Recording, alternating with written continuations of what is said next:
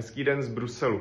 Dovolte mi porovnat fungování českého a Evropského parlamentu. Ten český nebudu složitě popisovat, ten vy znáte.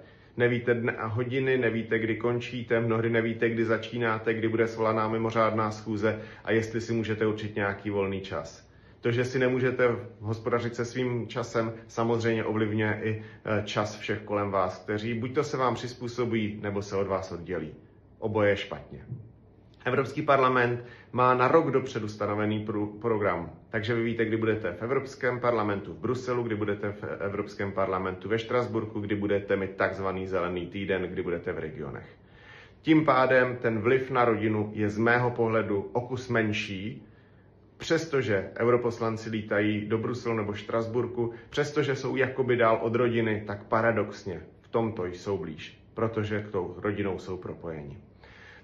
To, co funguje, není jenom ten dlouholetý plán, ale ten denní plán. Takže my víme, kdy se hlasuje, kdy se jedná, jak dlouho se vystupuje. Není možné, aby někdo u pultíku strávil hodiny a blokoval tak jednání ostatních. Ty časové dotace na jednotlivá vystoupení jsou přísně rozděleny, jsou podle jednotlivých stran, jednotlivých klubů, jednotlivých frakcí, jednotlivé síly, zastoupení toho člověka, takže ten názor těch podstatných vždycky zazní a snaha je dostat samozřejmě co nejvíc názorů.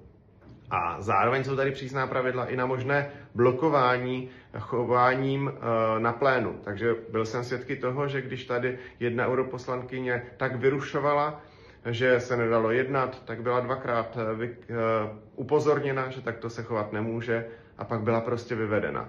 Jsou tady striktnější pravidla, přísnější pravidla, ale ta pravidla umožňují demokratické jednání.